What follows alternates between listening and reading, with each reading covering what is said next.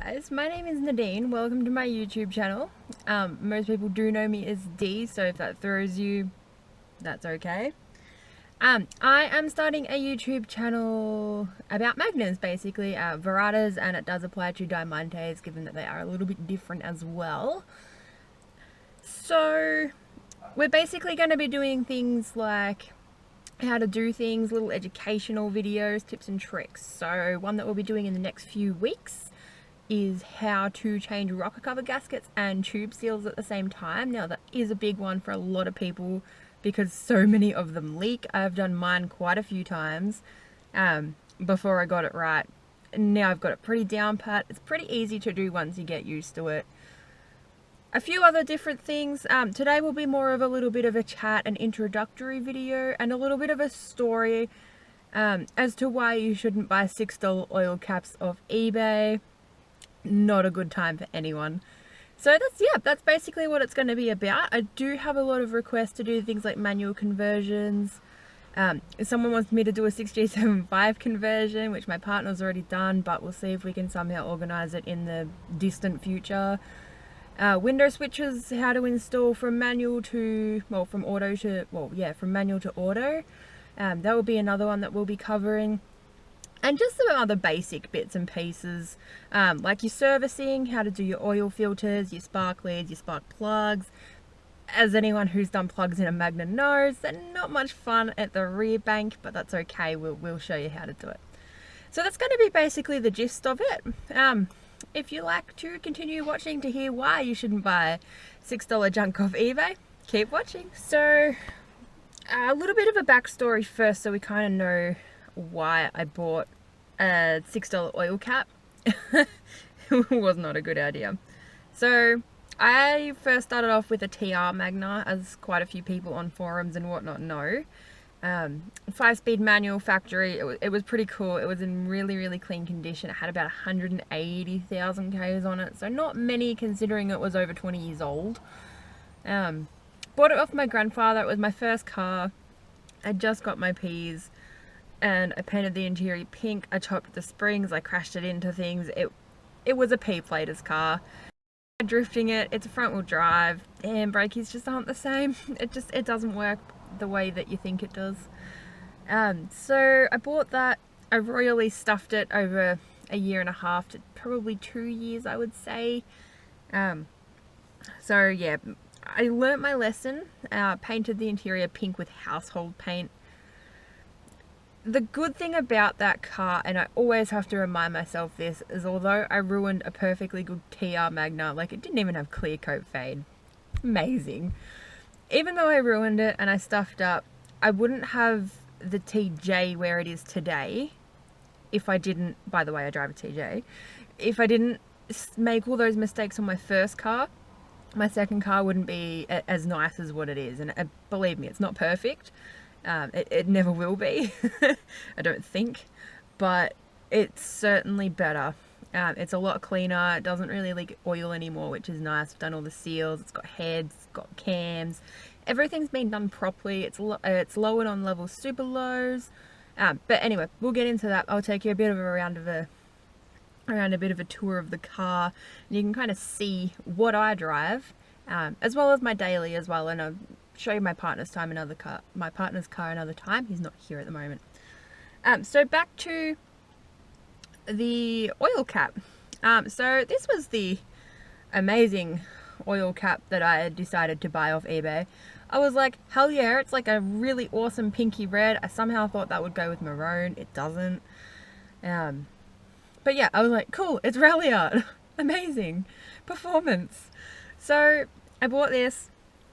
We can all probably guess by the back of it and the little nut in my fingers what kind of happened. So one day finally came, I think it came from overseas or somewhere, so it did take a little while. It finally came in the mail, and it was not long before I was starting work for the day. And I thought, beautiful, what perfect timing, I can put it on, it's going to be the best.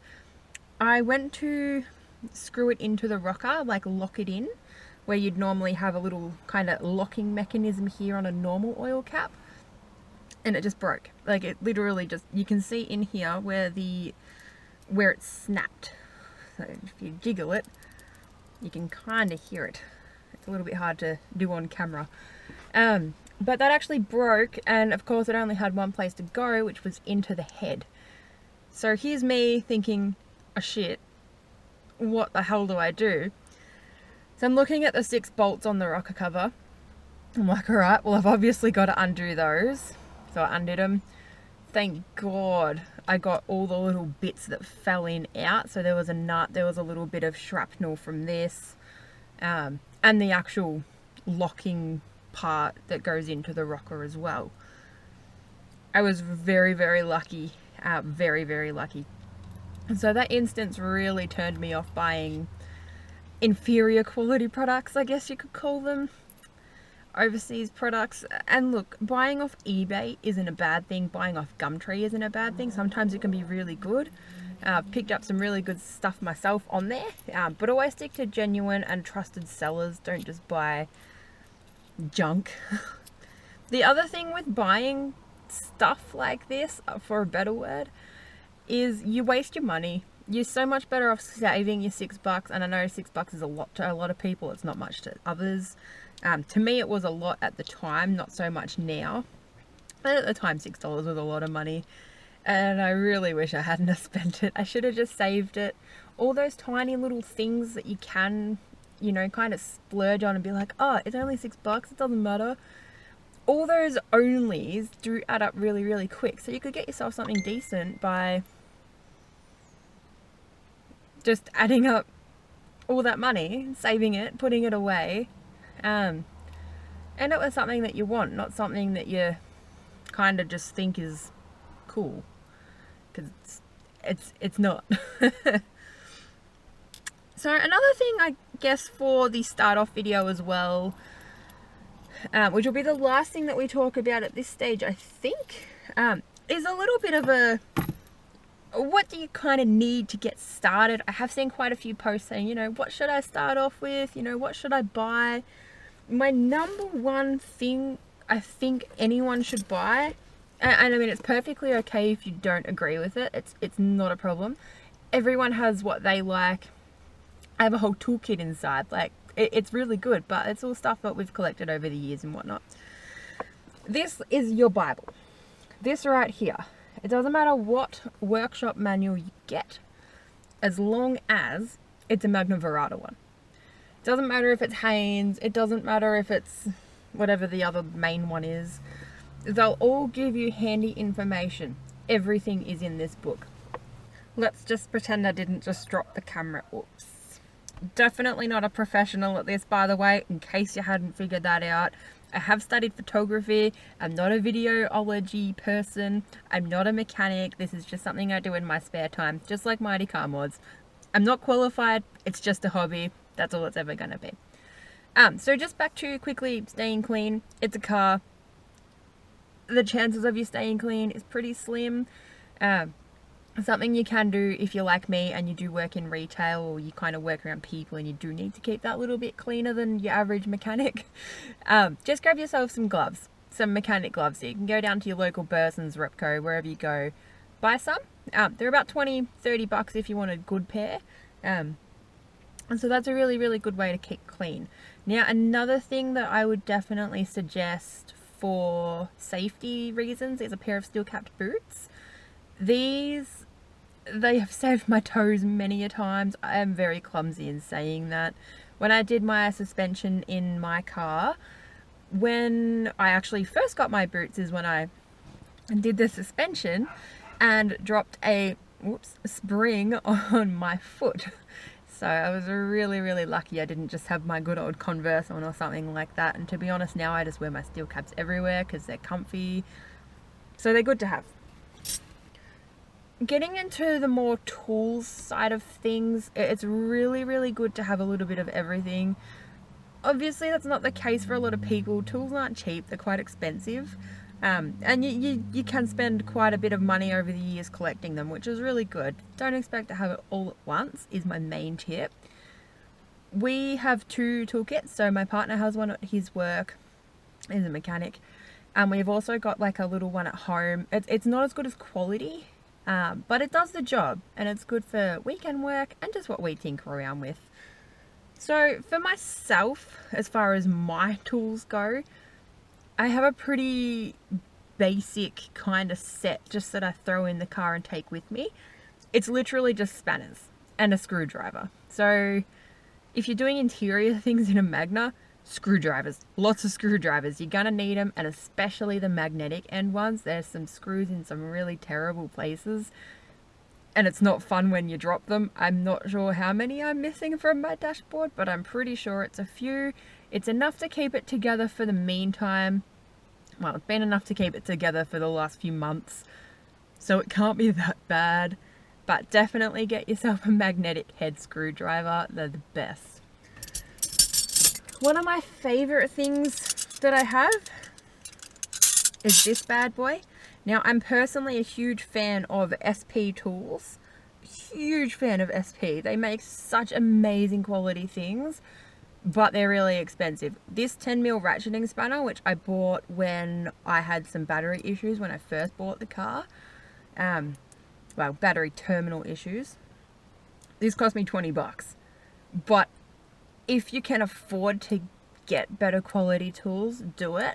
If not, something's better than nothing. So with that, spanners, they are very funky. I love these to bits. I mean, look at that color. I like my cars. I also like colorful things. They're shiny. I'm a female. It kind of all just goes together. So that's those. It's normally I keep these in my car just in case anything does happen.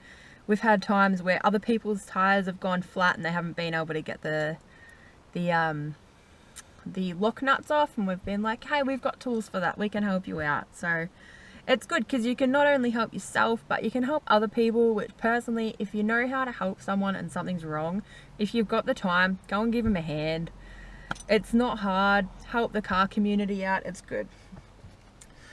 Another thing, and this is the last thing, not the last, this is, yeah, last but not least thing that I would recommend, ratchets. These will be your best friend, honestly. Anything in a Magna engine bay is generally a 10 or 12 mil. So a 10 or 12 mil ratchet, generally with an extension, is going to get you out of trouble. Not every time, but a lot of the time. So this is just a little SP portable kit.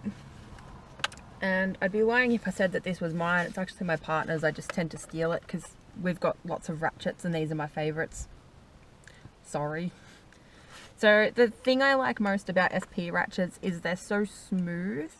There's no like clunk when you're ratcheting. It's just a really, really nice turn. They're easy to use. They don't hurt you or anything like that. As you can see, they're not very clean. They're tools. You've got to expect these things. If I had $1 for every time I cleaned tools, I wouldn't have any dollars because ain't nobody got time for that.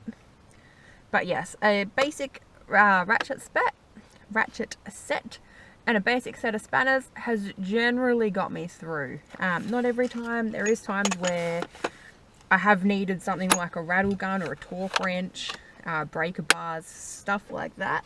But you do tend to accumulate that kind of stuff over the years. Given that I'm not a guy, I'm not as strong as most mechanics, and that's okay. So sometimes I do need bigger tools to work with just to get things undone, where Floyd will just get the ratchet and it's done. And that's okay. No dramas with that. Work with it how you need to. So they're my basics of, you know, what you could kind of start off with if you are looking to spend a couple of $100 and get yourself a good start off kit. Couple of screwdrivers, couple of spanners, couple of ratchets and a book, and you're pretty much good to go for a lot of it. So we'll take you on a little bit of a tour around the car just to finish off. That way you guys can see what I drive. Now I do drive a TJ Executive, as a lot of people do know. I bought it stock as a rock. It did have hubcaps when I bought it. It was that stock. It does have rally art heads, rally art cams, 380 cams, 380 inlet manifold, and then a lot of body modification more so. It's got stereo system, pretty general stuff. A rally Rally Art wing, Verada tail lights, Verada whole front end. I've done a lot of wiring, loom changes, electric window conversion, VRX TL seats. These aren't meant to fit in this car, but if you want to make it fit, I'll show you how to do that too. So yeah, I will take you on a quick tour around the car. What's been done to it. No doubt I will forget things. I actually have a note saved in my phone because it honestly, I've done a fair bit to it over the last few years, and I do tend to forget what I've done because there is a lot. So basic stuff I tend to forget, like I have a chromatic mirror, color-coded mirrors, stuff like that. Awesome, so let's go and have a look. So we'll start with the interior because that makes sense. So we've got a Momo wheel, our sports cluster. Now I have painted my interior Borough mica just to match the exterior of the car. TLVRX seats. This one is electric, which is really nice. Chrome door handles, electric window conversion, which is fun. And please excuse, it is really messy at the moment, well, really dirty. It has been raining all week except for today, and I did wash it the day before it rained, so it did get pretty manky. So this is it. This is my baby. Got TLVRX rims, 17-inch, from good old Stockies. So I'm running Hankook S1 Noble tyres for anyone who's wondering. 235s, so they do grip quite nicely. I do have a bit of camber wear though, because I do tend to take corners a little bit too fast. I do also have VRX side skirts, and still living that PovPack executive life. I do still have the grey down the bottom. However, I have made that black, which I will talk about how I did that when we get into paint care videos. This is the front. As you can see, it's a Verada front bar. It's actually a whole Verada front end, Verada grille. I did get older glass parabolic headlights because I'm not happy with how the plastic ones do tend to fade. So I did get those ones instead. That is also our TLVRX Fusion Daily. Factory manual, black leather seats. It's lovely. This is the fun part. The engine bay, which I did talk about a little bit earlier. Brand new Rally Art heads. I'm not sure if I said that they're brand new. So brand new lifters, brand new seals, brand new everything. They didn't have a K on them when I put them on, so that was really cool. I have painted the rocker red because red goes faster, obviously, as we all know. Rally Art engine cover, a 380 inlet manifold, which has been fabricated to suit, and cams as well. So that is that. And much the same as the other side. One thing I have done that I did forget to mention is the chrome around the windows, and I am a huge Mighty Car Mods fan. And coming around to the back, I have a VRX muffler. I've also got extractors on it as well. Rally Art wing, as you can see, featuring some bird poo at the moment, which is disgusting. I hate having a dirty car. And Verada tail lights. So yes, I also, in the front bar, my indicators are wired up as my parkers and vice versa for more of a Diamante look. So that's pretty much it for today. I will try and upload later a how-to on how to reset your trip computer, because that has been highly requested from the people that I did ask. So I will be uploading that later today for you guys once I get this one done. And yeah, so that will be up later, and thank you for watching. We'll see you next time.